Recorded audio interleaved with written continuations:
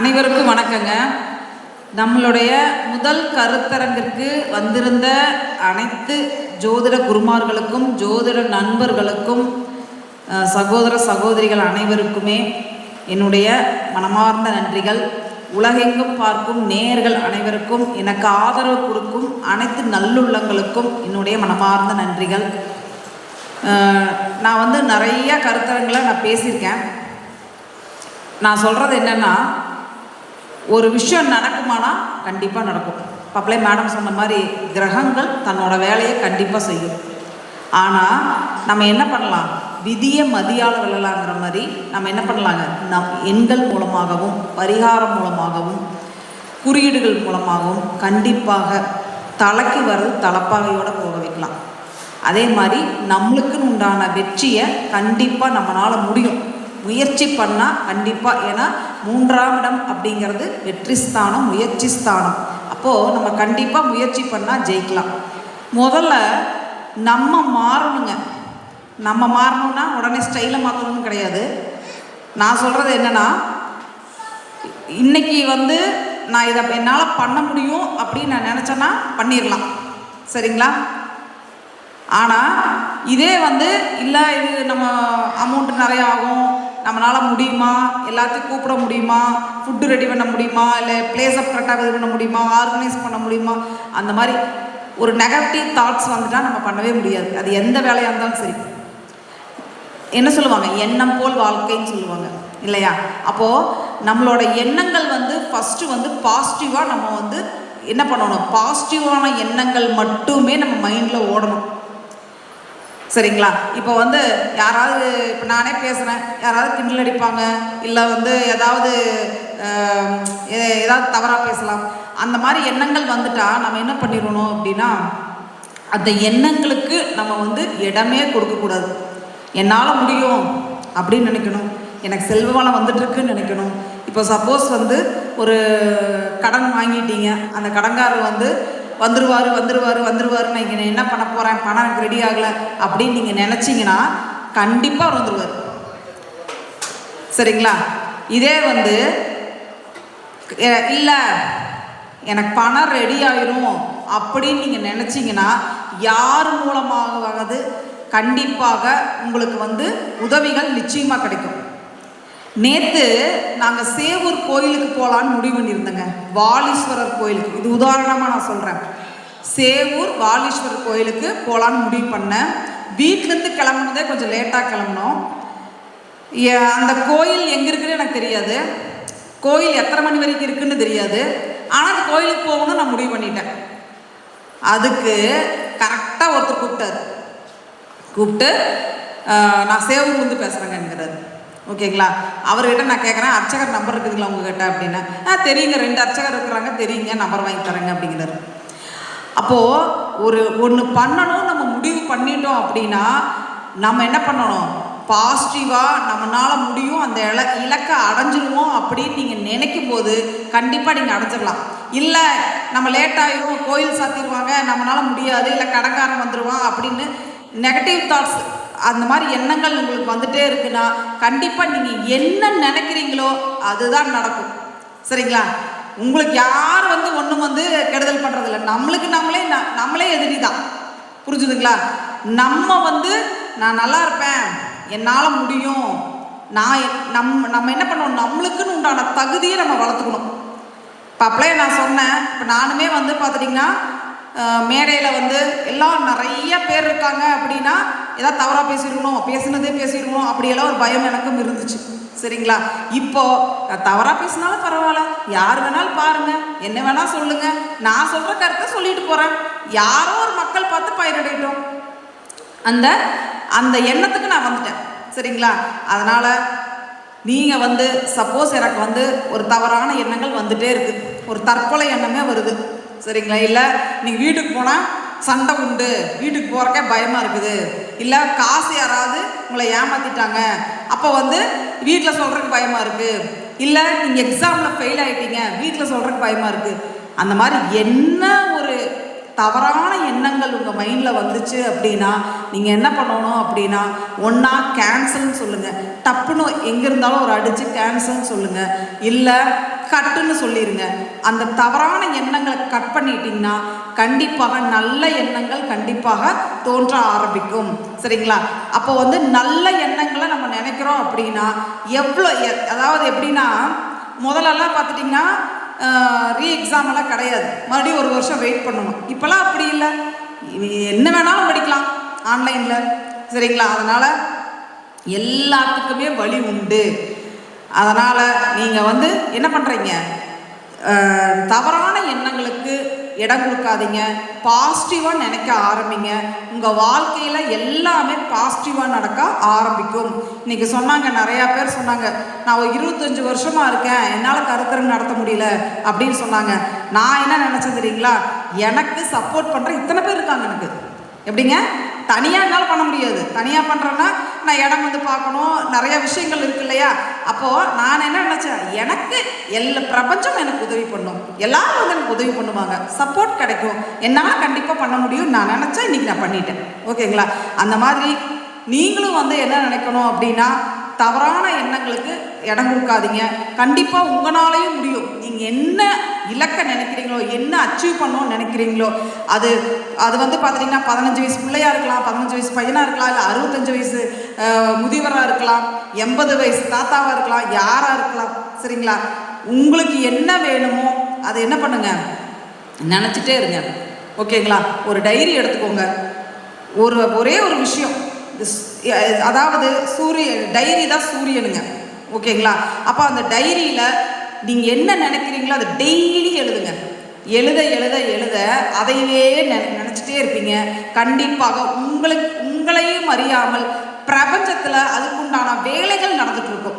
சரிங்களா?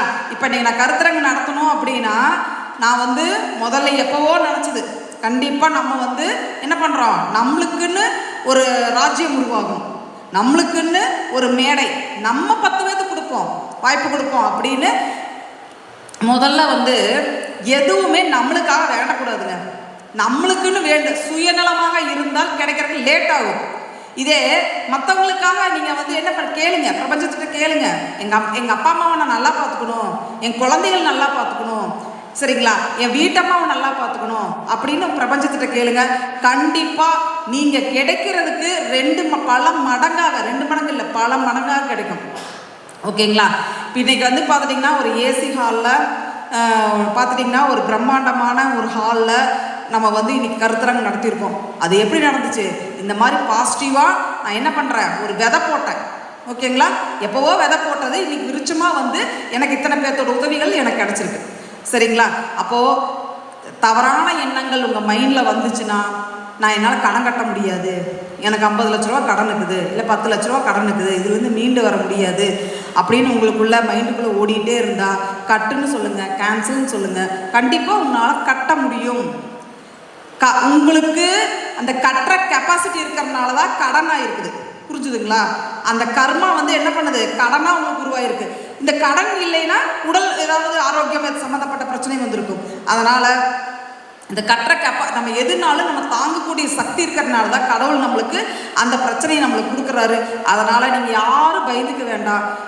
எண்ணங்களை மட்டும் பாசிட்டிவான எண்ணங்களாக வைங்க. பாசிட்டிவான எண்ணங்களை நீங்கள் வந்து என்ன பண்ணுங்கள், சிந்திச்சுட்டே இருங்க, யோசனை பண்ணிக்கிட்டே இருங்க. அதை வந்து என்ன பண்ணுங்கள், ஒரு நோட்லனாவது எழுதுங்க. இல்லை கோயிலுக்கு போகிறீங்களா, ஒரே ஒரு கோரிக்கை, பல கோரிக்கைகள் வைக்கக்கூடாது, ஒரே ஒரு கோரிக்கை. அந்த ஒரு கோரிக்கையை நீங்கள் என்ன பண்ணுறீங்க, எப்பெல்லாம் கோயிலுக்கு போகிறீங்களோ அப்பெல்லாம் சொல்லிகிட்டே இருங்க. அதே மாதிரி காலையில் பிரம்ம முகூர்த்தத்தில் எழுந்திரிச்சு ஒரு வாட்டர் கேன் தண்ணியில் உங்களோட கோரிக்கையை சொல்லுங்கள். கண்டிப்பாக அந்த தண்ணிக்கு கண்டிப்பாக இது என்னங்க வெற்றியை கொடுக்கக்கூடிய ஒரு அமைப்பு நிச்சயம் உண்டு. தண்ணியும் வந்து பார்த்துட்டிங்கன்னா நம்மளுக்கு ஒரு வைப்ரேஷனை நிச்சயமாக கொடுக்கும். ஏன்னா தண்ணி வந்து பார்த்திங்கன்னா சந்திரன்னா என்ன, மனசு. ஓகேங்களா? நம்ம மனசை கண்ட்ரோல் பண்ணும். சந்திரன் தினசரி வருமானத்தை கொடுக்கக்கூடியவர். சந்திரன்னா அம்மா. அப்போ வந்து சந்திரனுக்கு வந்து பார்த்திங்கன்னா அதி அற்புதமான ஒரு ஆற்றல் உண்டு. அதனால் நீங்கள் என்ன பண்ணுறீங்க, காலையில் எழுந்திரிச்சு ஒரு டம்ளர் ஒரு வாட்டர் கேன் தண்ணி எடுத்து என்னெல்லாம் சொல்லணுமோ உங்களோட நல்ல வார்த்தைகளை அந்த வாட்டர் கேன் தண்ணியில் சொல்லுங்கள். அதை வந்து என்ன பண்ணுங்கள், நாள் பூரா குடிங்க. கண்டிப்பாக உங்களுக்கு ஒரு மாற்றத்தை கொடுக்கும். அதுக்கப்புறம் வந்து இன்றைக்கி ஒரு 6 நம்பர் கொடுக்குறேன். சரியா? அந்த 6 நம்பர் வந்து 12 ராசிக்காரங்க யாராக இருந்தாலும் சரி, எந்த ராசியாக இருந்தாலும் சரி, இந்த நம்பர்ஸை பயன்படுத்தினீங்கன்னா கண்டிப்பாக உங்களோட வாழ்க்கையில் ஒரு செல்வ வளம், சரிங்களா, ஒரு யோகம், கோடீஸ்வர யோகம் கண்டிப்பாக உண்டு. என்ன மாதிரி நம்பரு அப்படின்னு பார்த்தோம்னா 33ங்க.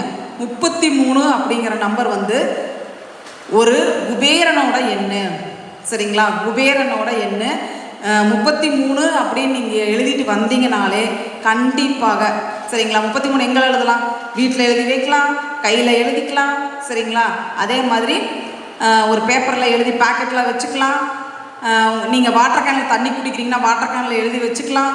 எங்கெல்லாம் பயன்படுத்த முடியுமோ அங்கெல்லாம் பயன்படுத்துங்க. நிச்சயமாக இந்த 33 அப்படிங்கிற நம்பர் வந்து 33 வச்சுருக்கிறவங்கெல்லாம் பாருங்கள் பெரிய கோடீஸ்வரங்களாக தான் இருப்பாங்க. சரிங்களா? அப்போது இந்த நான் பேசுகிற பதிவு எல்லாருக்கும் போய் சேருமா? கண்டிப்பாக சேராது. பிராப்தம் உள்ளவங்களுக்கு மட்டும்தான் போய் சேரும். சரிங்களா? யாருக்கு பிராப்தம் இருக்கோ அவங்களுக்கு மட்டும்தான் போய் சேரும். அப்போ 33 பயன்படுத்தும் போது கண்டிப்பாக உங்களுக்கு வந்து ஒரு செல்வ வளம், அதாவது செல்வ வளம்னா உடனே யாரோ கொண்டு கொடுப்பாங்கன்னு கிடையாது. புரிஞ்சுதுங்களா? யாரோ கொண்டாலும் கொடுக்க மாட்டாங்க. நம்மளுக்கு வாய்ப்புகளும் வரும்.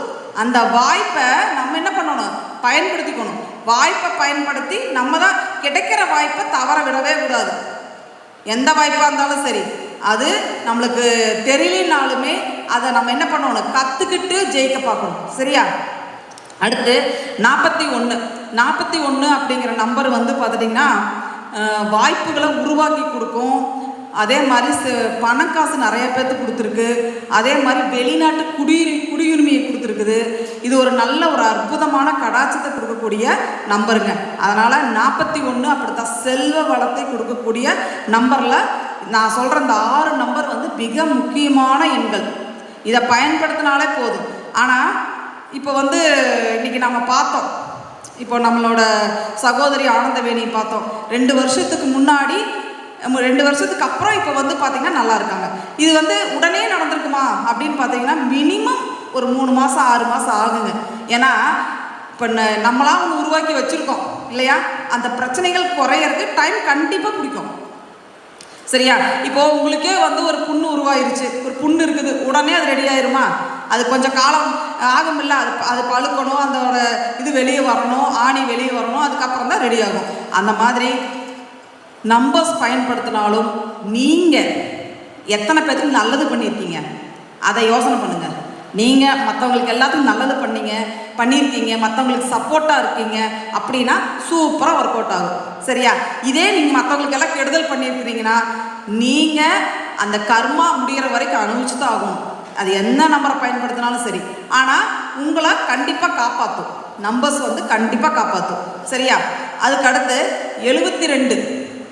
இதுவும் வந்து பார்த்துட்டிங்கன்னா குபேரனோட எண்ணு 72. வியாபாரம் பண்ணக்கூடியவர்கள் பயன்படுத்தும் போது மிகப்பெரிய ஒரு மாற்றத்தை கொடுக்கக்கூடிய எண்ணு 72.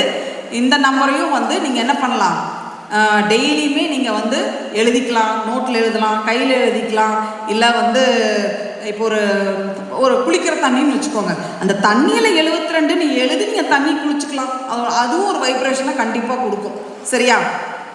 அடுத்து 85 அப்படிங்கிற நம்பர் அப்படித்தான் ஒரு செல்வ வளத்தையும் செல்வாக்கையும் கொடுக்கக்கூடிய எண்ணு.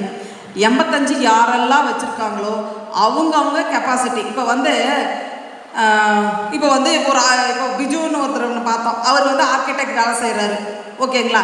அப்போது அவர் செய்கிற வேலையை நான் செய்ய முடியுமா? எனக்கு அந்த நாலேஜ் இருக்கா? அவர் சம்பாதிக்கிற வருமானத்தை நான் சம்பாதிக்க முடியுமா? உங்களோட கெப்பாசிட்டி என்னமோ, உங்களுக்கு என்ன தகுதி இருக்கோ அதுக்கு தகுந்த வருமானம் கிடைக்கும். புரிஞ்சுதுங்களா? அப்போ அந்த தகுதிக்கு உண்டானதான் கிடைக்கும். நம்ம ரொம்ப வந்து நான் வந்து அம்பாடி ஆகணும்னா கண்டிப்பாக முடியாது. சரிங்களா? நம்பர் எழுதுனா உடனே எனக்கு லாட்ரியில் விழுகும், அதெல்லாம் இல்லை. உங்களுக்கு என்ன பிராப்தமோ அது கண்டிப்பாக கிடைக்கும். சரியா? அடுத்து 95. இந்த 95 பயன்படுத்தும் போது கண்டிப்பாக என்ன வரும் அப்படின்னா, தங்கம் ஏதாவது அடமானம் வச்சிங்கன்னா கண்டிப்பாக வரும். ஆனால் அது நீங்கள் வந்து என்ன மாதிரி வேலையை பண்ணி வச்சுருக்கிறீங்க அதை பொறுத்து தான். சரிங்களா? அதனால் 95ங்கிற நம்பரு ஒரு செல்வ வளத்தையும் கண்டிப்பாக ஒரு செல்வாக்கையும் கண்டிப்பாக கொடுக்கும். வாய்ப்புகளை உருவாக்கி கொடுக்கும். நிறையா நம்மளையும் அறியாமல் நிறையா பேர்த்துக்கிட்ட நம்மளை கொண்டு போய் சேர்க்கும். நிறையா பேர்னா யார்? நல்லவங்கிட்ட போய் சேர்க்கும். நல்லவங்க தொடர்பில் இருந்தாலே என்ன ஆயிரும்? நம்மளை நல்ல வழியில் கூட்டிகிட்டு போவாங்க. இதே கெட்டவங்களோட சேர்ந்தா என்ன ஆகும்? நம்மளும் என்ன ஆயிடுவோம்? கெட்டவங்களாக மாறிடுவோம். நல்லவங்க என்ன பண்ணுவாங்க? இதை கற்றுக்கோ, உன்னால் முடியும், 1க்கு 2 வேலை பண்ணு, சம்பாதிக்க முடியும், குடும்பத்தை பாரு, இதைத்தான் சொல்லுவாங்க நல்லவங்க, இல்லைங்களா? அடுத்து 92 அப்படிங்கிற நம்பர் வந்து ஜிபே நம்பர், சரிங்களா? ஜிபே நம்பரில் தொழில் ஸ்தானத்துலேயும் வச்சுருக்கேன், குழந்தை ஸ்தானத்துலேயும் வச்சுருக்கேன், சரிங்களா? அந்த 92 அது வச்சதுக்கு அப்புறம் தான் எனக்கு மணி ஃப்ளோவே ஆக ஆரம்பிச்சுது. 92 அப்படிங்கிற நம்பர் வந்து உங்களுக்கு மணி மேக்னெட். 41 அதே மாதிரி தான், சரிங்களா? 41 அதே மாதிரி தான், 85 அதே மாதிரி தான், 92 அதே மாதிரி தான். 92ங்கிற நம்பர் வச்சுருக்கிறவங்கெல்லாம் பாருங்கள், கண்டிப்பாக அவங்களுக்கு உண்டான வருமானம் நிச்சயமாக அவங்களுக்கு உண்டு, சரிங்களா? அதனால் இப்போ சொன்ன நம்பர்ஸ் எல்லாமே 12 ராசிகளுக்கு வெற்றியை தரும், செல்வ வளத்தை கொடுக்கும், கோடீஸ்வர யோகத்தை கொடுக்கும். கோடீஸ்வர யோகம்னா உடனே எல்லாருமே உடனே கோடீஸ்வரன் ஆக முடியாது. ஆனால் அதுக்குண்டான இப்போ வந்து மாதம் 50,000 ரூபா சம்பாதிக்கிறாங்கன்னு வச்சுக்கோங்க. 10 மாதத்துக்கு எத்தனை சம்பாதிப்பாங்க? ஒரு வருஷத்துக்கு 6 லட்சம் சம்பாதிப்பாங்களா? 10 வருஷம் ஆச்சுன்னா எத்தனை ஆகும்? 10 வருஷத்துக்கு தான் 60 லட்சம் ஆகும். நம்மளுக்கு அந்த கெப்பாசிட்டி இருக்கணுங்க. உங்களோட கெப்பாசிட்டி என்னமோ அதுக்குண்டான வருமானம் கிடைக்கும், சரிங்களா? அப்போது உடனே நம்பரை பயன்படுத்தினா இந்த யோகம் கிடைக்கும் அப்படின்னா அவங்களுக்கு அந்த யோகம் இருந்தால் நிச்சயமாக அவங்களுக்கு கோடீஸ்வர யோகம் உண்டு. மற்றவர்களுக்கெல்லாம் நம்ம தகுதிக்கு என்னவோ அதுக்குண்டான விஷயங்கள் கண்டிப்பாக ஏற்படும். இப்போ சொன்ன நம்பர்ஸ் எல்லாமே தாராளமாக 12 ராசிக்காரர்களும் பயன்படுத்துங்க.